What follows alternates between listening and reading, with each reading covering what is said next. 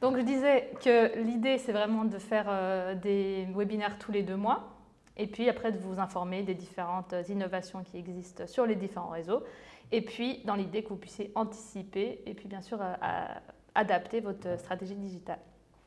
Personnellement, je me présente, je suis Myriam Blal, directrice de l'agence Swiss Online. Donc c'est la partie romande de Swiss Online Publishing. Peut-être que vous vous demandez pourquoi vous êtes sur le channel YouTube de Swiss Online Publishing. Et en fait, c'est 2 agences. Donc il y a juste une agence à Zurich qui est Swiss Online Publishing. Et depuis 2 ans, on a agence Swiss Online dont je suis la directrice en Suisse romande, donc basée à Genève. Et je suis spécialisée dans le marketing sur les réseaux depuis environ 7 ans, quelque chose comme ça. Donc juste petite information importante. Je vais parler donc, pendant à peu près une demi-heure et puis après on fera les questions. Donc les questions, gardez-les pour la fin. Et puis à la fin, je répondrai à toutes les questions ensemble. Voilà. De quoi on va parler aujourd'hui? Assez simple, on va parler de TikTok, puis ensuite de Pinterest, Twitter et puis finalement Meta, ce que tout le monde connaît.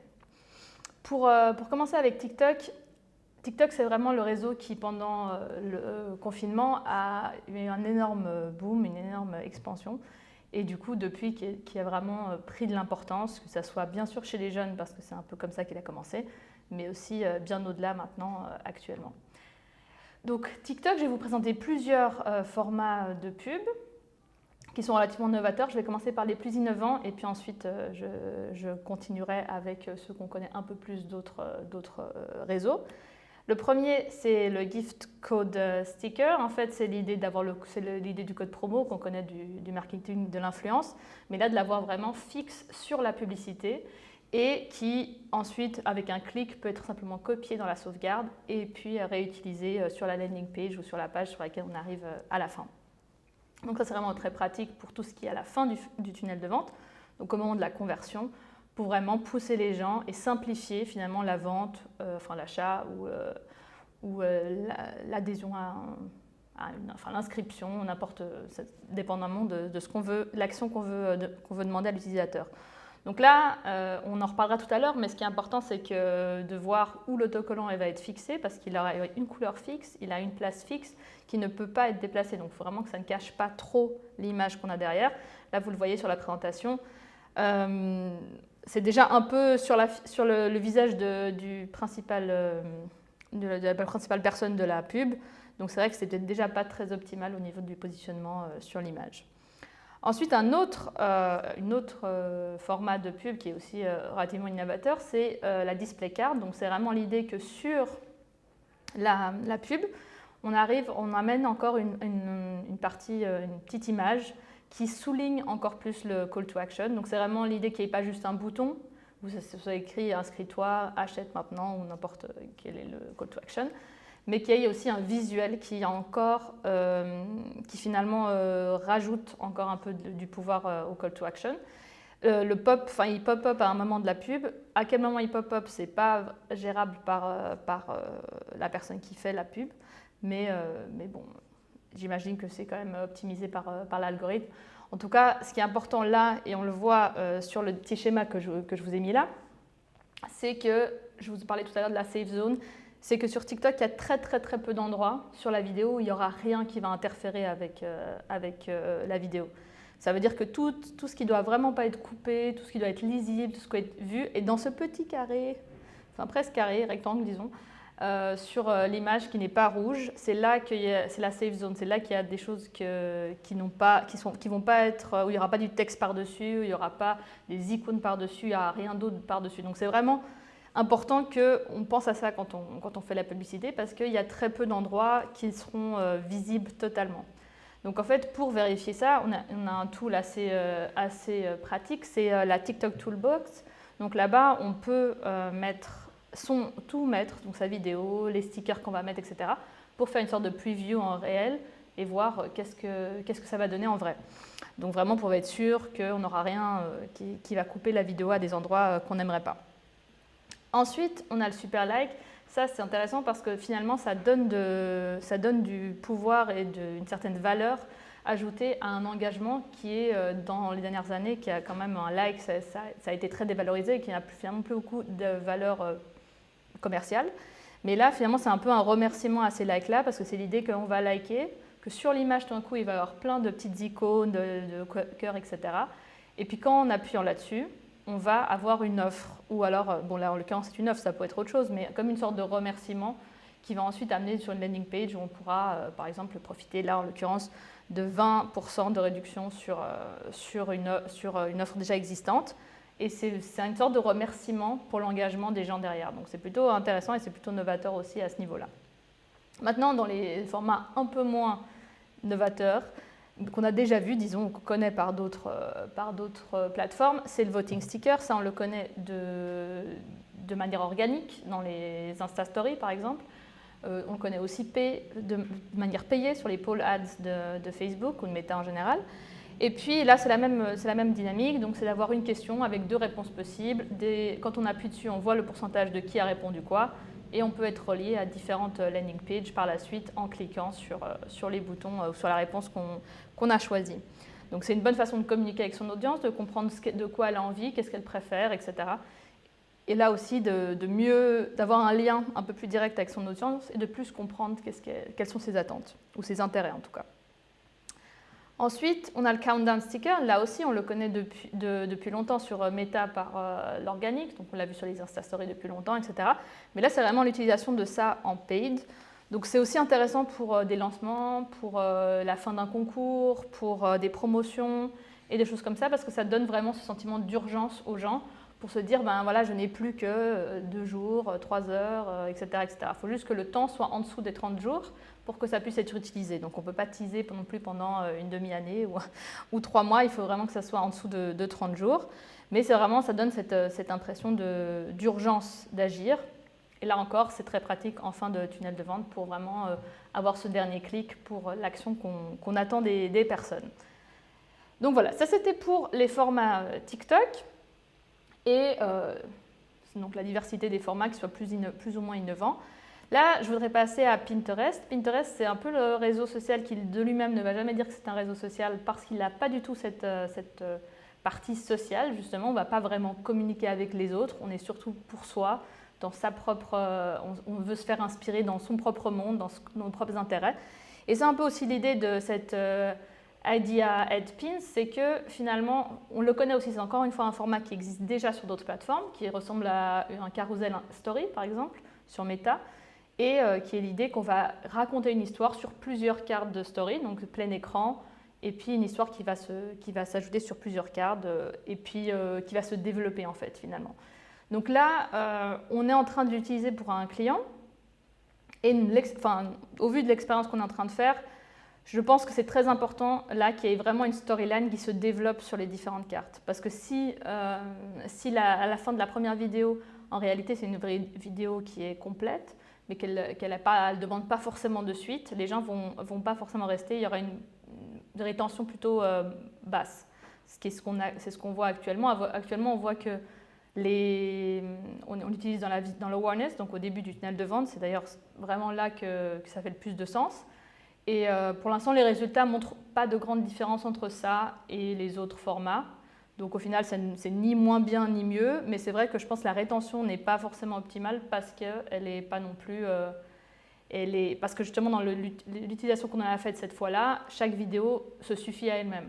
Parce qu'on voulait montrer en fait une range de différentes voitures électriques.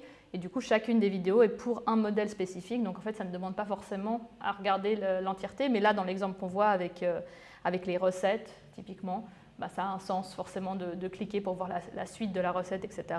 Donc il faut juste bien adapter, je pense, le contenu au format. Et ça, c'est une règle qui vaut sur tous les réseaux et pour tous les types de formats. Maintenant, d'autres choses qui est aussi, et ça se rejoint à un moment, c'est que on peut très difficilement optimiser sur le clic, vraiment sur l'arrivée sur la landing page ou sur la cible, enfin l'URL cible, parce que déjà il y a beaucoup de clics entre le moment où l'utilisateur voit le pin de la marque, il doit cliquer dessus, ensuite il y a un autre bouton encore, et c'est qu'après qu'on va arriver sur l'URL ciblée, quoi. Et du coup, ça fait qu'il y a énormément de moments où les gens peuvent partir. Et on voit très peu d'événements qui arrivent finalement, au final, vraiment sur l'arrivée de la page. Donc c'est pour ça que maintenant, ils ont fait un nouvel objectif qui s'appelle Web Session. Avant ça, il y avait un workaround qu'on a utilisé pour plusieurs campagnes aussi. C'était de créer une sorte d'utiliser la conversion, un événement de conversion comme étant le landing page view, et puis d'optimiser là-dessus, comme on peut le faire aussi sur Meta, par exemple. Mais les résultats ne sont pas forcément très probants. Pour l'instant, on ne voit pas vraiment de grandes différences. Et puis, c'est très compliqué d'amener les gens justement au site internet parce que, comme je vous disais, il y a beaucoup de clics avant ça. Donc je pense que là, à l'heure actuelle, Pinterest est sûrement en train d'y travailler et on le voit dans le développement qu'ils font. Mais à l'heure actuelle, c'est vrai que Pinterest est plutôt un réseau où on peut faire de l'awareness, de la visibilité, être très visuel, surtout quand on a des produits qui sont dans le lifestyle ou des choses comme ça, où ça fonctionne très bien. Mais c'est vrai que il y a déjà ce côté très visuel qu'il faut prendre en considération, ce côté lifestyle, ça doit être intégré dans le style de vie des gens. Et puis aussi, il faut laisser du temps. L'algorithme de Pinterest, contrairement à... Enfin, tous les algorithmes ont besoin de temps, mais celle-là, on a besoin particulièrement, de toute évidence, d'avoir vraiment pour performer correctement, il faut laisser énormément de temps parce que, comme je disais au début, c'est pas un réseau social où il y a beaucoup de rapidité on ne fait pas tout vite, on fait son propre wall, on réfléchit, on se laisse inspirer, l'inspiration ça prend du temps et puis après on va peut-être faire l'achat. Donc du coup tout ça, ça prend son temps et l'algorithme comme les utilisateurs de Pinterest ont besoin de temps. Donc là c'est vrai qu'on conseillerait plutôt d'aller sur des campagnes qui seraient always on toute l'année ou éventuellement en tout cas relativement longues, quoi. Voilà pour Pinterest.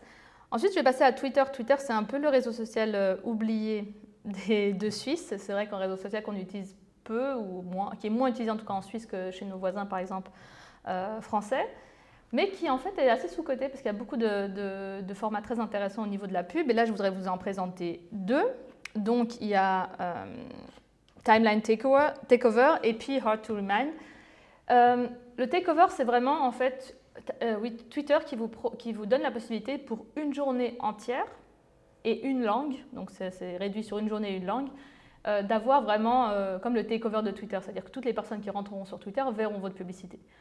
Ça a vraiment du sens si on veut gagner en visibilité de manière rapide, mais gagner en visibilité auprès des gens qui utilisent Twitter. Donc on sait que par exemple tout le milieu politique et le milieu de la presse utilisent beaucoup Twitter, donc c'est vrai que si on veut se faire remarquer par ces gens-là et peut-être avoir des répercussions dans la presse, ça fait du sens.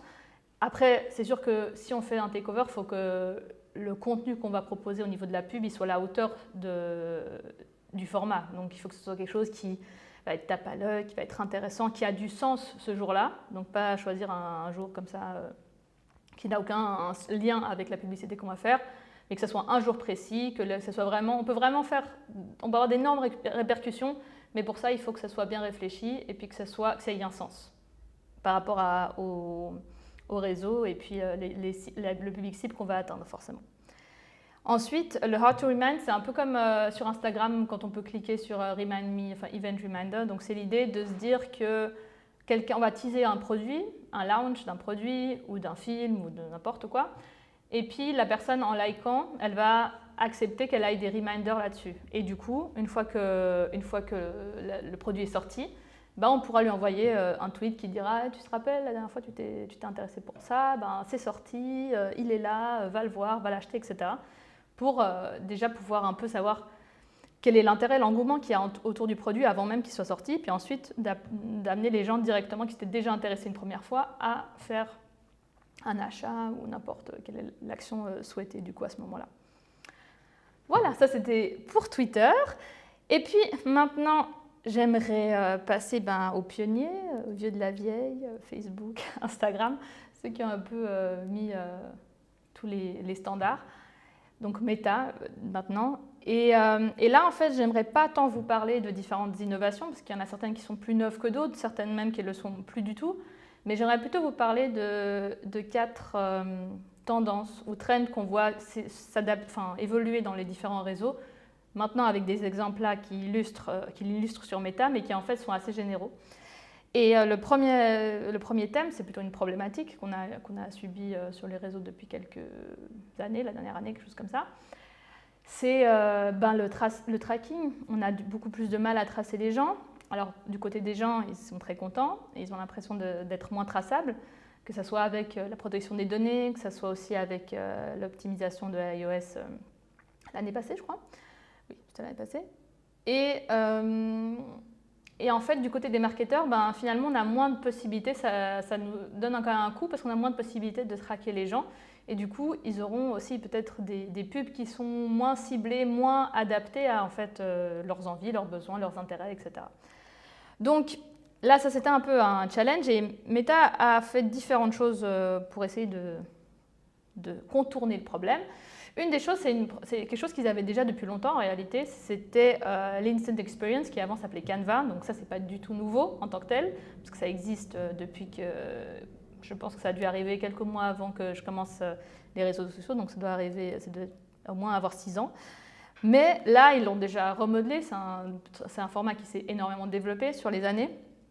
Et puis là on a un exemple qu'on a fait pour Volkswagen, mais qui amène beaucoup de choses en plus, et surtout maintenant avec ce problème de tracking, qui amène vraiment des solutions, à savoir que vu que c'est une sorte de landing page qui reste dans l'univers de Meta lui-même, bah en fait il n'y a pas de problème de tracking vu que ça reste dans l'application, de 1.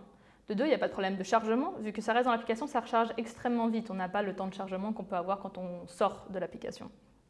Et puis, on a les mêmes possibilités que sur une landing page, c'est plutôt simple, mais on a le texte, la vidéo, on a des carousels, on a des images, on a des liens, etc. etc., etc.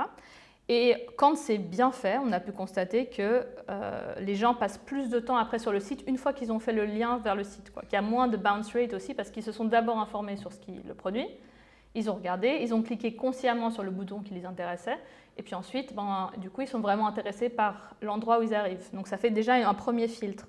Et puis on a vu qu'il y avait ils regardaient plus de pages aussi après sur le site à l'arrivée. Donc finalement, on a une qualité de trafic quand ils arrivent sur le site qui est meilleure parce qu'il y a cette espèce de filtre entre les deux qui déjà aussi améliore le tracking. Et ce qui est pratique aussi, c'est qu'après, on peut recibler les gens qui ont vu sur notre Instant Experience, sur notre Canva. Enfin, Canva, je vais utiliser ce mot, il est très vieux. Mais l'Instant Experience, on peut recibler ces gens-là. Et donc, du coup, on a aussi une manière de cibler qui est à l'intérieur de l'app elle-même et qui est indépendamment du coup du problème des données. Donc ça, c'était une première réponse ou une première possibilité. Une autre problématique, et ça c'est un cas qu'on a fait avec un de nos clients, donc BankNow, c'est aussi la qualité du contenu qui peut aussi aider. C'est-à-dire que là, nous, on est dans une industrie très compliquée avec les annonces sur les crédits qui sont extrêmement limitées sur Meta.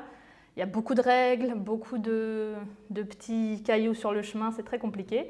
Mais en fait, on a réussi avec un bon contenu, bien adapté non seulement à la plateforme, mais au public cible, et puis aussi à leur façon de consommer ces réseaux-là. Donc à chacune, quand on est sur Instagram, on est sur un autre format, on est peut-être même sur un autre message, etc., etc.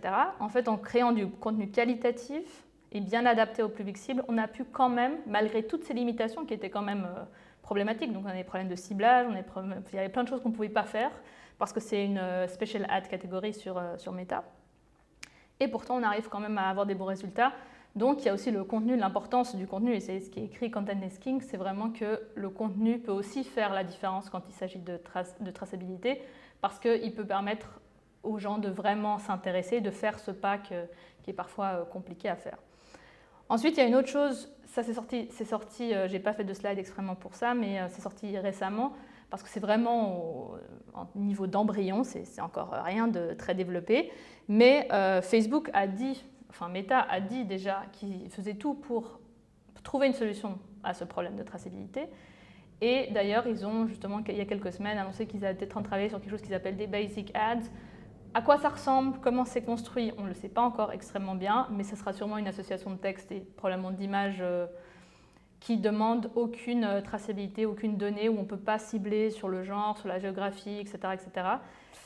C'est les informations qu'on a actuellement, c'est bien sûr très peu d'informations pour l'instant, mais bon, si eux ils ne savent pas encore où ils vont, moi je ne peux pas savoir pour eux. Donc on restera informés et puis on verra au fil du temps comment ça se développera. Mais en tout cas, c'est sûr que Meta travaille là-dessus parce que c'est quelque chose qui, bien sûr, a été très problématique pour eux aussi. Ensuite, le deuxième thème que j'aimerais aborder ici, c'est le thème du community management. Le community management, à l'heure actuelle, il y a de plus en plus de gens, et je crois qu'il y a un sondage que j'ai vu récemment, où je crois que c'est à peu près autour des 70%, des gens qui veulent communiquer avec une marque comme ils communiqueraient avec leurs amis.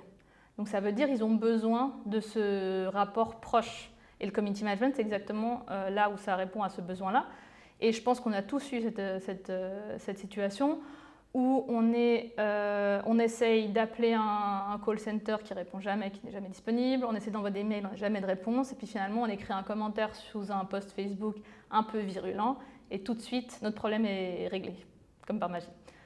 Donc la force du community management, et actuellement c'est quelque chose que les grandes entreprises ont beaucoup de mal à gérer, parce que c'est comme un poste qui serait c'est pas vraiment du service client, ou c'est pas totalement du service client, ça ne demande pas totalement les mêmes compétences, et c'est un peu entre le marketing et le service client. Donc du coup, c'est aussi quelque chose qu'à l'agence Sussonal, on propose, donc les services de community management, parce que c'est quelque chose de très spécifique, et puis finalement qui est très important et qui devient de plus en plus important avec le temps, surtout le développement des réseaux actuellement. Là, on a justement sur Messenger, enfin sur Meta de manière générale, on a maintenant l'intégration des messages WhatsApp, donc WhatsApp Business, sur l'application, enfin sur Messenger. Donc comme ça, je ne sais pas si vous avez déjà remarqué, mais sur Messenger, maintenant on a Instagram, on a tous les DM et les commentaires Instagram, on a tout ce qui se passe sur Messenger, Meta, Facebook. Et puis maintenant, il y aura aussi tout ce qui est sur WhatsApp Business. Donc comme ça, au moins c'est centralisé, on peut répondre du même endroit à tout le monde, c'est plutôt pratique.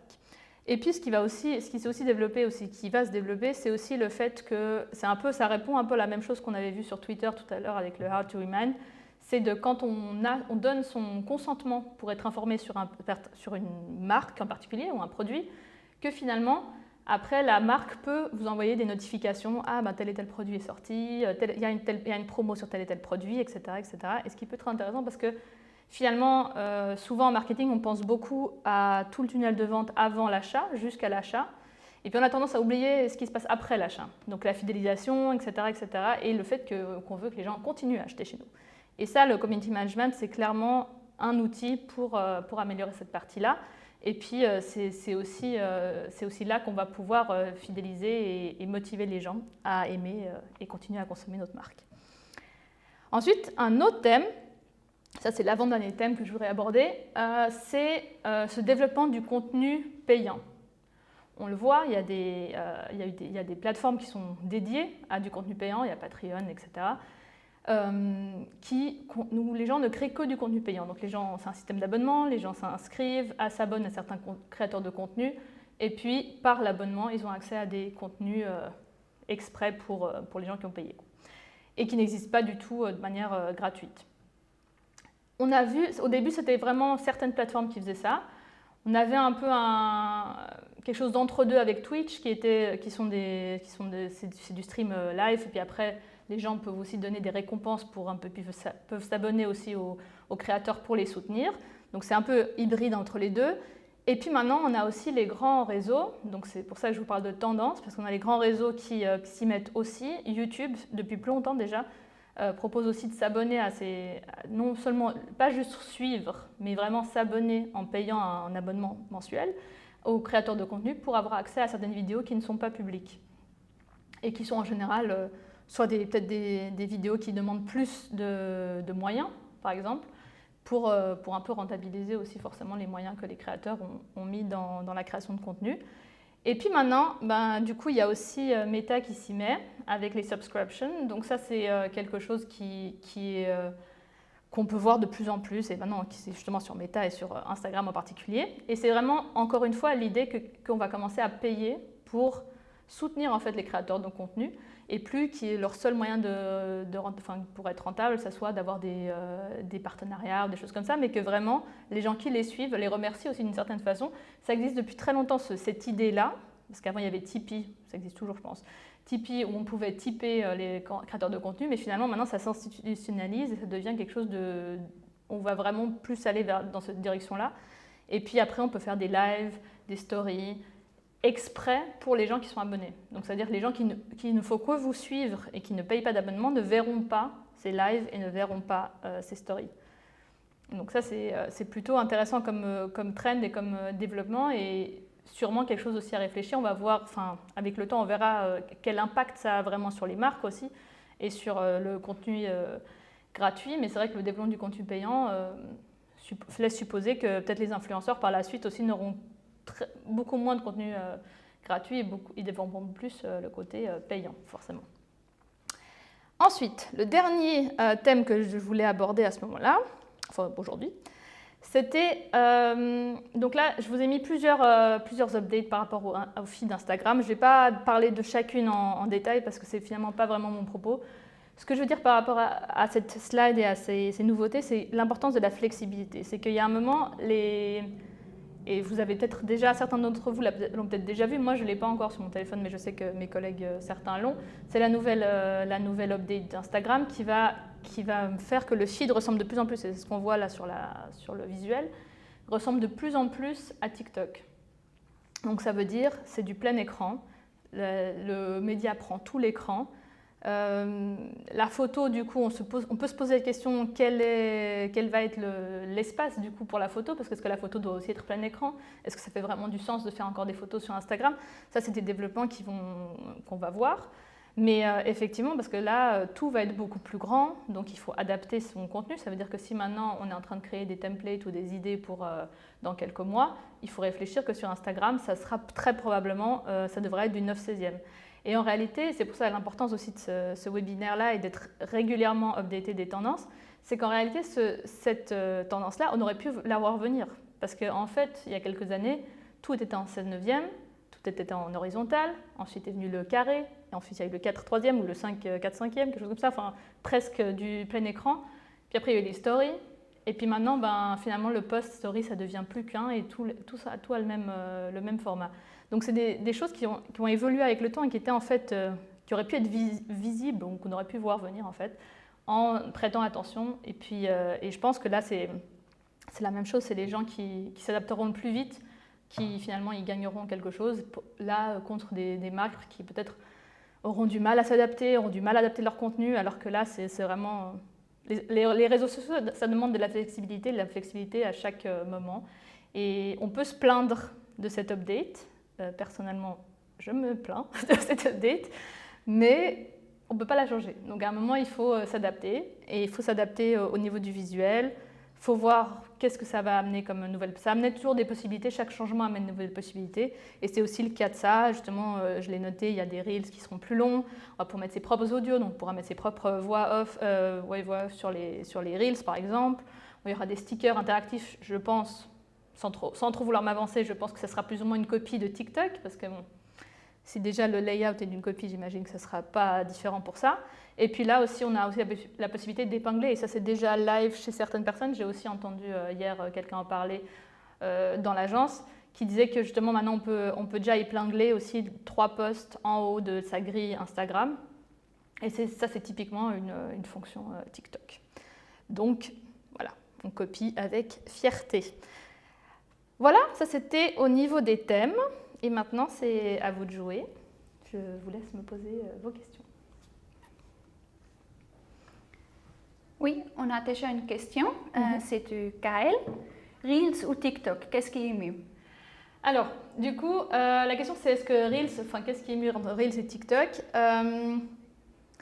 Disons que TikTok, si on fait des TikTok, c'est ceux qui créent la trend. C'est eux qui sont... Enfin, les challenges, ils partent de TikTok. C'est comme la source. On peut faire sur Reels aussi, mais la Reels, c'est un peu une copie. Donc, c'est un peu comme la différence entre l'original et la copie. Le TikTok, sur TikTok, ça reste relativement jeune, mais c'est une très, très grosse audience. Mais on va être peut-être au milieu de... Et puis, l'algorithme aussi, elle a un pouvoir plus viral. C'est-à-dire que comme la manière dont elle a de fonctionner, au début des réseaux, on voulait tous faire le buzz, on parlait tous de faire du contenu viral, etc. Chose qui n'est plus du tout possible sur Meta, pas du tout. Mais sur TikTok, ça l'est encore. Donc sur TikTok, c'est encore possible de faire du contenu viral, c'est encore possible d'avoir énormément de vues en très peu de temps, et c'est encore possible d'avoir tout ça. Donc si on veut atteindre déjà le public cible qui est sur TikTok, qui est certes, qui devient de plus en plus âgé, mais qui reste relativement jeune, parce qu'il faudra un peu plus de temps, je pense à certaines personnes, de faire le pas vers TikTok, Si on veut atteindre ce public cible, donc plutôt des gens non seulement jeunes, mais peut-être pas forcément jeunes en âge, mais aussi jeunes d'esprit, ou qui sont simplement ouverts à l'innovation, à la nouveauté, etc., c'est sûr que TikTok aura plus de poids, parce que justement l'algorithme est beaucoup plus poussant, enfin elle pousse beaucoup plus le contenu que sur Instagram. Par contre, il faut aussi, pour que l'algorithme fonctionne bien sur TikTok, il faut faire vraiment tous les jours du contenu. C'est vraiment aussi quelque chose de très très énergivore et ça prend beaucoup de temps. Sur Instagram, les Reels aussi sont poussés par rapport à du contenu autre, comme les images. Donc ça aussi c'est poussé, mais c'est mieux que de faire une photo sur Instagram par exemple, ça c'est sûr. Après, c'est pas encore là, il n'y a pas encore vraiment de standard ou de tendance qui est partie des Reels. En général, la plupart de TikTok, elles arrivent dans les Reels. Ou alors on fait la même chose et on copie-colle sur les Reels. Donc sur Instagram, on pourra atteindre peut-être plus de gens variés, en tout cas, et un public plus varié et plus peut-être un peu moins novateur ou un peu moins intéressé à toutes les nouveautés. Donc ça dépend vraiment du public cible et de l'objectif qu'on a au final. Voilà. Une autre question ?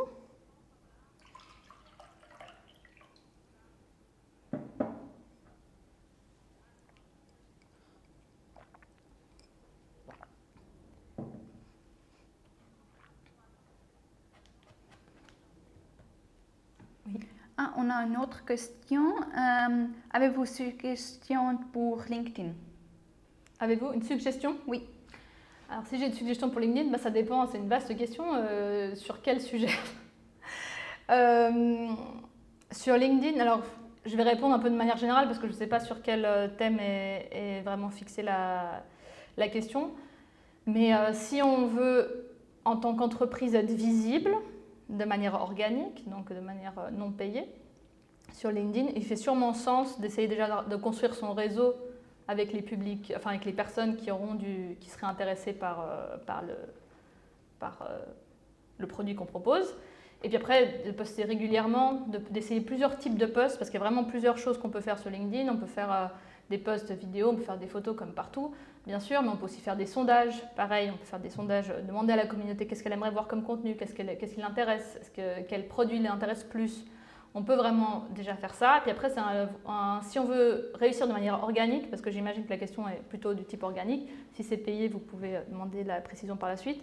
Mais du type organique, c'est vraiment aussi la constance. Il faut constamment poster, il faut constamment aussi aller démarcher des gens, ou pas forcément les démarcher de manière agressive, bien sûr, parce que c'est comme partout, on n'a pas envie d'être agressé non plus sur les réseaux, mais de voir un peu quels sont les gens qui seraient intéressants pour mon entreprise, aller les ajouter, se connecter avec eux, peut-être ouvrir le dialogue, aller liker et commenter aussi chez les concurrents, là encore de manière respectueuse et non agressive, mais d'aller voir un peu ce qui se passe dans le domaine dans lequel on est, et puis d'être visible, en fait, de se faire remarquer finalement. En fait.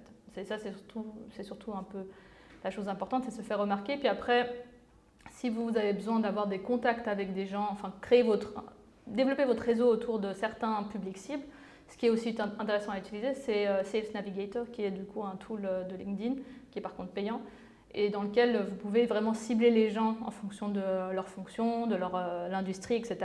Et puis après, vraiment essayer de les ajouter dans ce réseau, les démarcher, etc. etc. Et une autre question, c'est les RS se copient l'un après l'autre. À votre avis, quelles sont les évolutions à venir? C'est quoi le début de la question? Les RS se copient l'un après l'autre. À votre avis, quelles sont les évolutions à venir? Les RS? RS, je pense peut-être Reels. Ah, les Reels.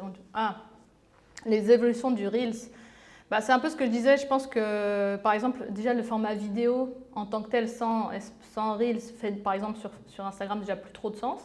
On va vraiment plus dans le Reels, etc. Le Reels, il a un côté addictif en fait. C'est ça qui est intéressant pour les réseaux forcément, c'est que ça dure pas longtemps, ça continue en boucle et du coup on peut en consommer, c'est de la snack. En fait ça c'est une tendance qu'on a aussi vue, pareil encore une fois, c'est quelque chose qu'on aurait pu voir venir, c'est du snack content, c'est-à-dire que c'est quelques secondes il y a une information dans le reel, on n'est pas en train de donner 15 000 infos, c'est court, c'est snackable, et ça c'est exactement dans la direction dans laquelle le contenu, à mon sens, et pas que le mien d'ailleurs, va évoluer, parce que c'est vraiment l'idée qu'on veut rapidement avoir du contenu, et puis comme ça on n'a pas besoin de regarder des vidéos trop longues. Après, il y a des réseaux sur lesquels les vidéos vont rester longues et fonctionnent très bien longues, par exemple YouTube, c'est un réseau sur lequel les vidéos longues fonctionnent, et ont du sens, mais parce qu'en fait, ce qu'on va chercher sur YouTube, c'est un peu une alternative à la télé.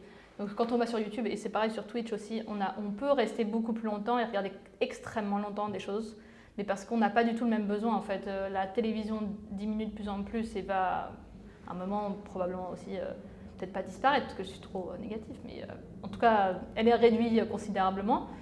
Et sur YouTube et Twitch, on va pouvoir regarder des choses longues et intéressantes qui vont nous intéresser, mais là on va vraiment activement vouloir le regarder de manière longue. Mais sur les autres réseaux du type Meta, bon, Pinterest, on peut passer aussi pas mal de temps dessus, mais c'est pas du tout la même consommation.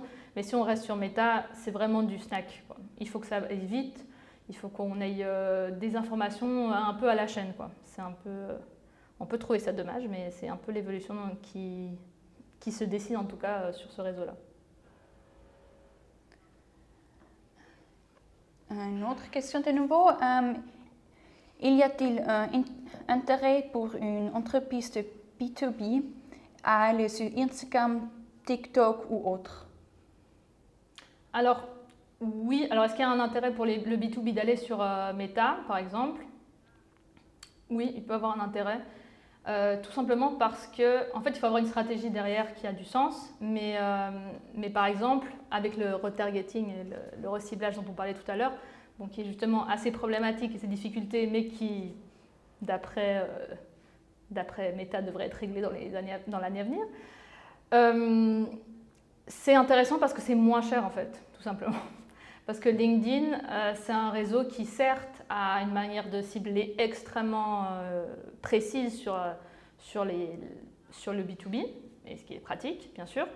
Mais après, c'est un réseau sur lequel on ne va pas passer autant de temps qu'on le passe sur les autres réseaux, qui, du coup, parce que les utilisateurs sont moins en ligne, moins tout le temps, bah forcément le coût du CPM ou des choses comme ça va être plus élevé. Et donc, du coup, de faire de la pub là-bas, ça va être plus élevé.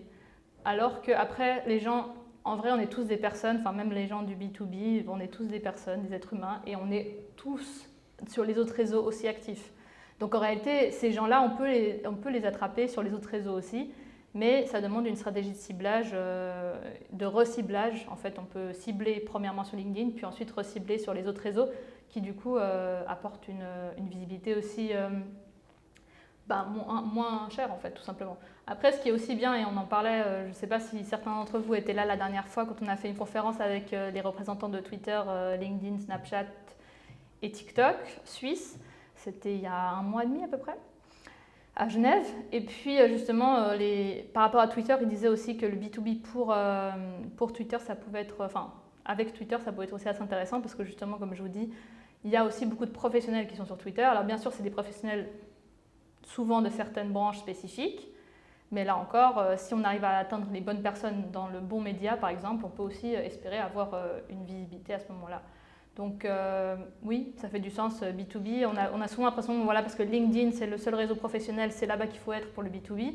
Mais en réalité, on est tous des êtres humains, on est tous aussi sur tous les autres réseaux. Donc avec une bonne stratégie, c'est totalement possible et c'est aussi plus rentable.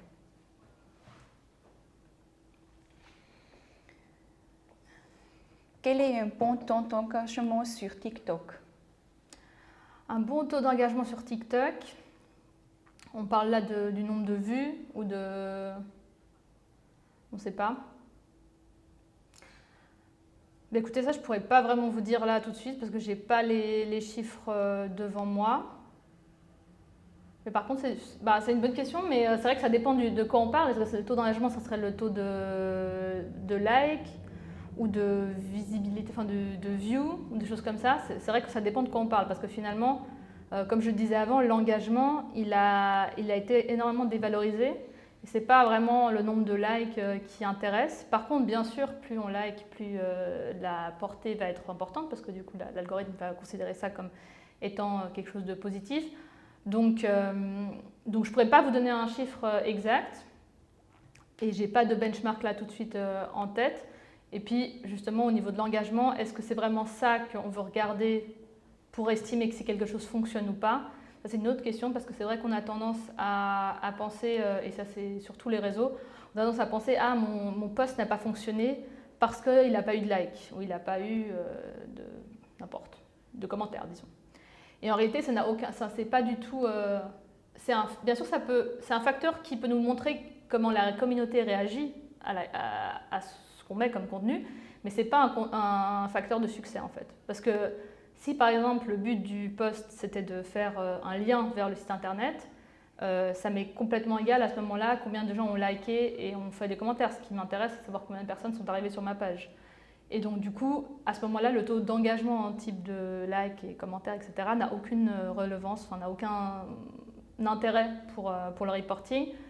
Et du coup, c'est aussi important de faire bien à quel point c'est vraiment important l'engagement. Bien sûr, pour l'algorithme, ça peut l'être parce que ça peut augmenter la portée organique. Mais au niveau des pubs payants, est-ce que ça a vraiment un sens? C'est une question qui se pose.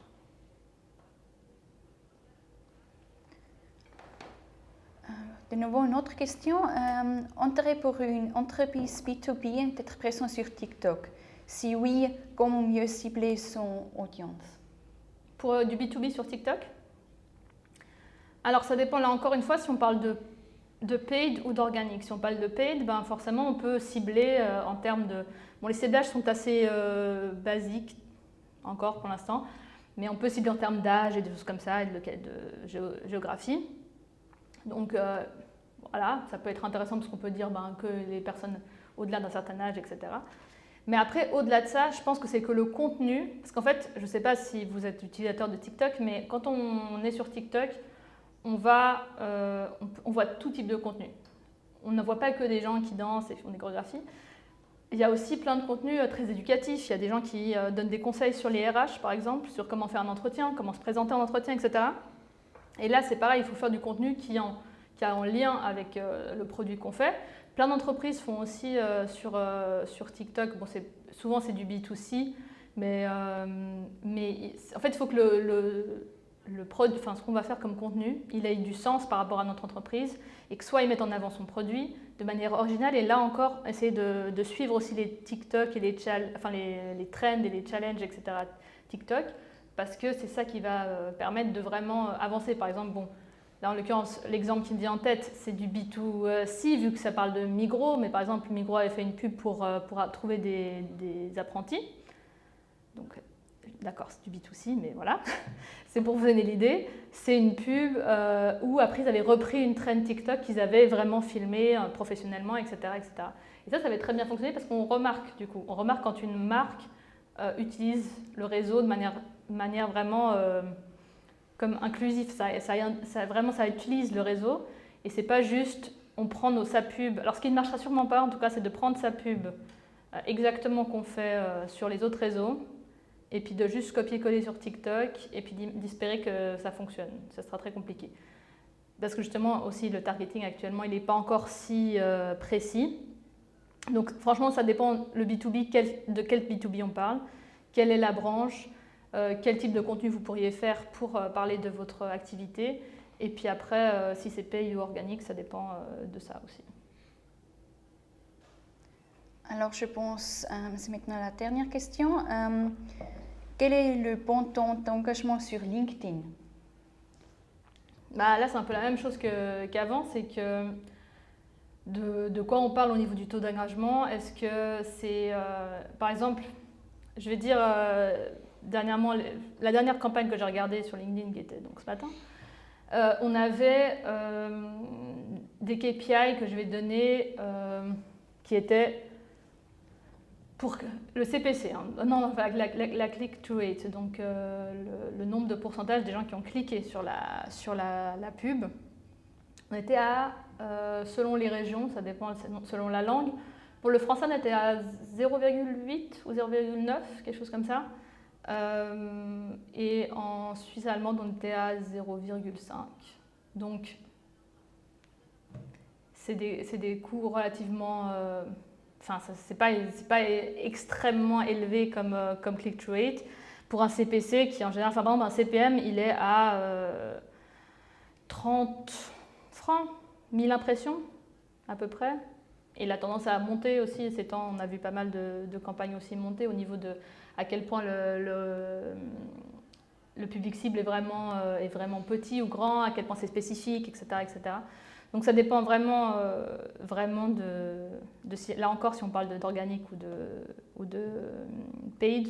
Et puis, qu'est-ce qu'on entend par engagement? Est-ce que c'est le nombre de clics ou est-ce que c'est le nombre de commentaires et de likes? Ou justement, là aussi, je dirais que sur LinkedIn, ce n'est pas vraiment ce qui va vraiment faire la différence. Voilà. Donc, c'était tout pour les questions. Merci beaucoup pour toutes ces questions-là. Et puis, si vous en avez d'autres, vous pouvez de toute façon m'écrire un mail. Et puis, j'y répondrai plus de détails. Vous pouvez m'appeler, on peut vous fixer un rendez-vous, etc., etc. Ensuite, je voudrais juste faire un petit instant pub pour vous dire que vous pouvez nous suivre sur les réseaux, donc principalement sur LinkedIn, donc Agence Suisse Online, et puis aussi vous parler des différents événements qui vont venir. Donc on a organisé, la semaine passée, on a eu le premier, donc jeudi du marketing, donc c'est juste un événement vraiment de networking, il n'y a pas vraiment de présentation en tant que telle, l'idée c'est vraiment de rassembler tous les gens qui travaillent dans le marketing autour d'un verre. Il faisait très beau, c'était très bien. Et puis la prochaine fois, on sera au 105, donc on sera sur un rooftop à Genève. Je vous ai mis les dates, donc le 21 juillet et le 18 août. Dans le mail de remerciement, vous aurez aussi un lien pour vous inscrire. Donc ça me ferait plaisir de vous voir en vrai, parce que là je ne vois rien du tout. Et sinon, ce webinaire-là, on le refera du coup dans 2 mois avec de nouvelles nouveautés. Et puis si vous inscrivez à la newsletter, vous aurez toutes les news. Voilà. En tout cas, merci d'avoir participé. Merci de toutes vos questions. Et puis au plaisir de vous revoir très bientôt. Au revoir.